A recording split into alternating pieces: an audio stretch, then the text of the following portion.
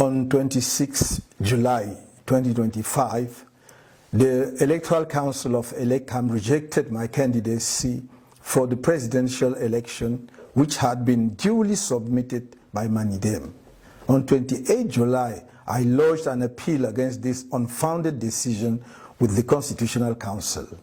On 4th August, we presented this High Court with all the factual and legal arguments in favor of validating my candidacy, as well as the evidence establishing the imposture of the second candidacy attributed to Manidem.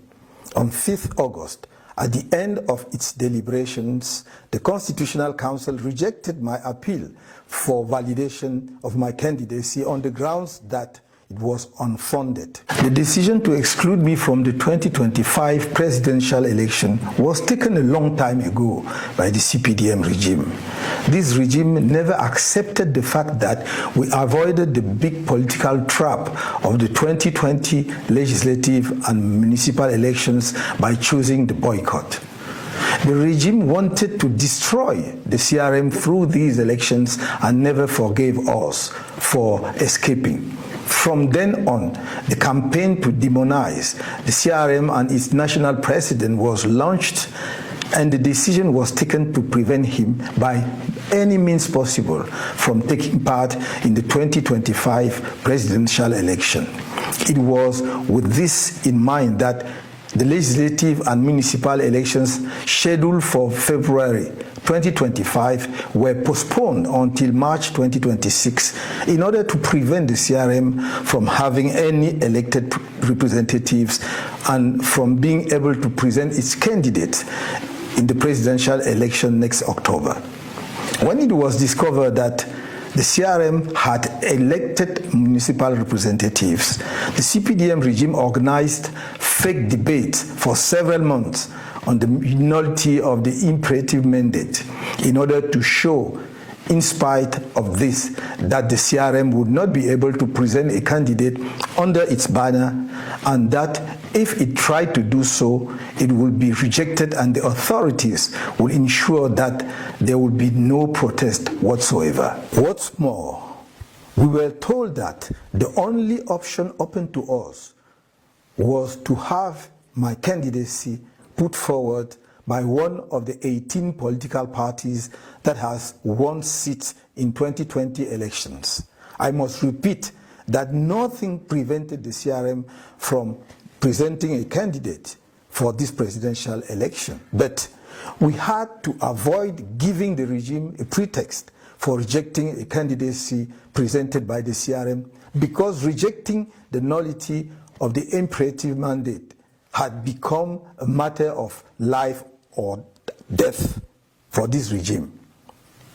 The unexpected presentation of my candidacy under the Manidem banner came as a thinly veiled shock to those in power in Yaoundé. Taken by surprise, the regime in power rushed to create a new president of Manidem and his candidacy file to artificially create what was called a plurality of investiture.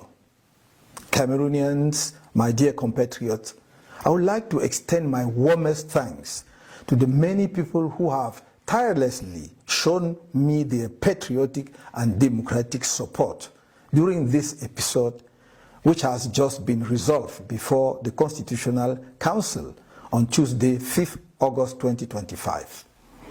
I would particularly like to thank the Honorable Jean-Michel Ninche, National Chairman of the FCC and the coordinator of the Political Alliance for Change, as well as the members of the Political Alliance for Change who decided to support my candidacy. In the same vein, I would like to thank the National President of Manidem, Mr. Anise George Ekane, for his remarkable patriotism and sense of history, his loyalty to the ideals on which his political commitment was founded, his courage and determination to see our country resume its nationalist march towards progress. This is also an opportunity for me to salute the exceptional commitment of all the leaders and activists of Manidem for their support for my candidacy. I would like to express my gratitude to the leaders and many militants of the CRM for their unfailing support, their unwavering commitment, and their remarkable courage in the face of the many trials imposed on them on a daily basis by a regime that has no inspiration and no vision for the country. My dear compatriots, I have told you again and again, I will not betray you. And I have not betrayed you. On the other hand, the Constitutional Council, the judiciary, ELECAM, the powers that be, through the Ministry of Territorial Administration in particular, which has been involved in all the wrong moves against us, have betrayed you without a second thought.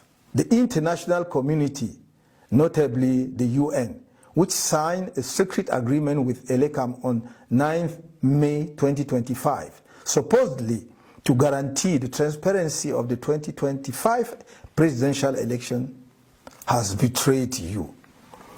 This international community, so quick to stand by the dictatorship that is crushing the Cameroonian people, did not feel concerned by the CPDM regime's political crime against our people. On the contrary, it has sat on the values it claims to promote and defend. My dear compatriots, as part of the preparations for my campaign for the presidential election next October, on 30 January 2025, I launched the fundraising campaign in accordance with the legislation in vigor.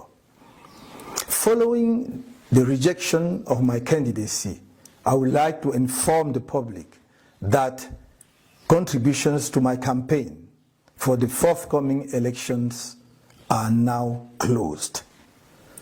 Despite the expenses already incurred in connection with this campaign, I hereby inform you that the contributions received in the bank accounts open for this purpose and in the various accounts with mobile operators will be reimbursed. Practical measures are being taken to this regard. Cameroonians, my dear compatriots,